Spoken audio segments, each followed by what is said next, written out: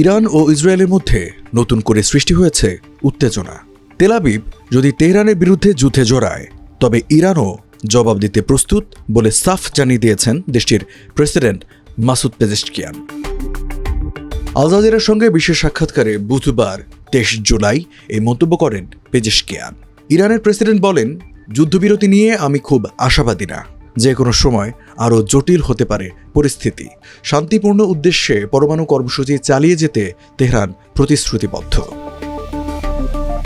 পেজেশকিয়ানের এই মন্তব্য এমন এক সময় এসেছে যখন পশ্চিমা দেশগুলো ইরানের চলমান পারমাণবিক কর্মকাণ্ড নিয়ন্ত্রণের চেষ্টায় আছে। চলমান সংঘাতের পর যুক্তরাষ্ট্রের দাবি, ইরানের পারমাণবিক স্থাপনায় হামলা কম ক্ষতিকর ছিল। আল জাজিরাকে পেজেশকিয়ান বলেন, আমরা যে কোনো নতুন ইসরায়েলি সামরিক পদক্ষেপের জন্য পুরোপুরি প্রস্তুত। আমাদের সশস্ত্র বাহিনী আবারও ইসরায়েলের ভেতরে হামলার জন্য তৈরি।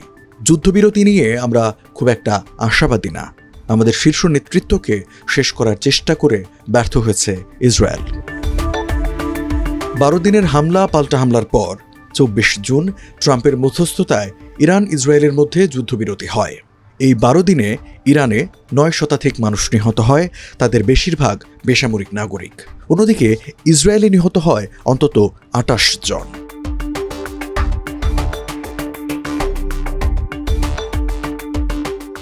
পেজেশকিয়ান বলেন, বিরোধিতার মধ্যেও আন্তর্জাতিক আইন মেনে ইউরেনিয়াম সমৃদ্ধকরণ চালিয়ে যাবে ইরান। যুক্তরাষ্ট্রের প্রেসিডেন্ট ডোনাল্ড ট্রাম্প বলেছেন, ইরানের পারমাণবিক অস্ত্র থাকা উচিত নয়। আমরাও এটা বলি, কারণ ইরান পারমাণবিক অস্ত্রের বিরুদ্ধে। আমাদের কর্মসূচি কেবল শান্তিপূর্ণ ব্যবহারের উদ্দেশ্যে। আমরা কূটনীতিতে বিশ্বাসী, কোনো হুমকি মানব না। পেজেশকিয়ানের বক্তব্যের মিল রয়েছে ইরানের পররাষ্ট্রমন্ত্রী আব্বাস আরাঘচির আগের মন্তব্যের সঙ্গে। যুক্তরাষ্ট্রের ফক্স নিউজকে 21 জুলাই সোমবার সাক্ষাৎকারে আরাঘচি বলেন, তেহরান কখনোই ইউরেনিয়াম সমৃদ্ধকরণ কর্মসূচি বন্ধ করবে না, তবে আলোচনা ভিত্তিক সমাধানে আগ্রহী আমরা। তেহরান নিশ্চয়তা দেবে কর্মসূচিটি শান্তিপূর্ণ উদ্দেশ্যে ব্যবহৃত হবে। বিনিময়ে ইরানের উপর থেকে আন্তর্জাতিক নিষেধাজ্ঞা তুলে নিতে হবে।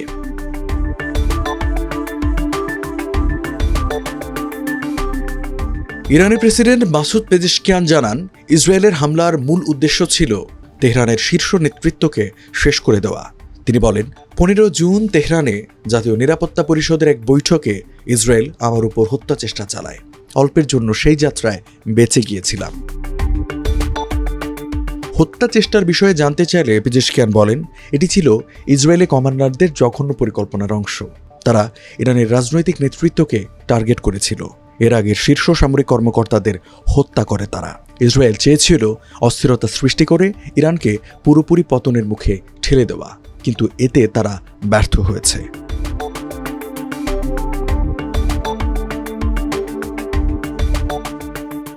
একুশ জুলাই সোমবার পররাষ্ট্রমন্ত্রী আব্বাস আরাঘচি জানান, গত মাসের হামলায় ইরানের সমৃদ্ধ ইউরেনিয়ামের কী ক্ষতি হয়েছে তা এখনও পর্যালোচনা করছে ইরানের পারমাণবিক শক্তি সংস্থা।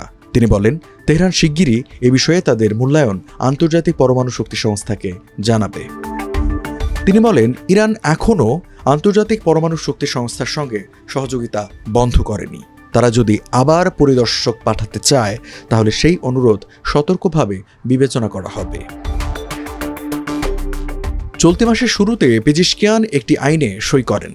এতে আন্তর্জাতিক পরমাণু শক্তি সংস্থা IAEA এর সঙ্গে সহযোগিতা বন্ধ করে দেয় ইরান। তখন IAEA এর পরিদর্শকরা ইরান থেকে চলে যান। 25 জুলাই শুক্রবার তুরস্কে ইরান, ফ্রান্স, জার্মানি এবং যুক্তরাজ্যের মধ্যে আলোচনা হওয়ার কথা রয়েছে। বিশ্ব পরাশক্তিদের সঙ্গে 2015 সালে ফ্রান্স, জার্মানি, ব্রিটেন সহ কয়েকটি দেশের সঙ্গে চুক্তি করে ইরান। 2018 সালে যুক্তরাষ্ট্র থেকে সরে দাঁড়ালে মুখ থুবড়ে পড়ে চুক্তিটি। এখন এই 3 দেশ বলছে, ইরান যদি আবার আলোচনায় না বসে তবে নতুন নিষেধাজ্ঞা দিতে বাধ্য হবে তারা।